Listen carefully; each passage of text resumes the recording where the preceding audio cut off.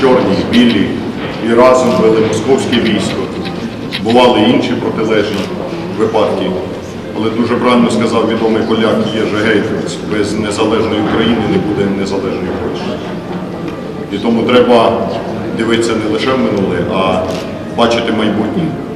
А ваше завдання якраз тому і відповідає, що відновлюючи древні пам'ятки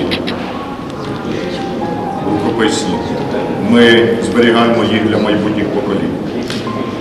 Щоб весь світ бачив, наскільки багата українська історія, наскільки ми могутній народ, могутня держава, що козацькому нашому роду немає перемоги.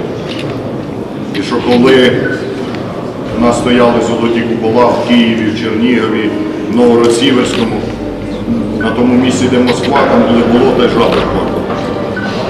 І саме тому ніхто ніколи українського народу не переможе. В тому часі, що ми маємо таких митців, таких людей, які зберігають пам'ять нашої країни, нашого роду, нашу історію. Пане Юрію, щиро вам подяка. І дуже важливо, що саме сьогодні цей переломний історичний час, який перебуває наша країна, ви представляєте свої роботи у стінах українського парламенту. Чесно, і хвала.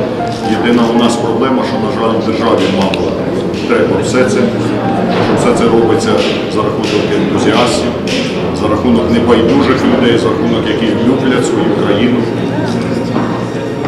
зберігають і минуле, дбаючи про майбутнє. Дякую.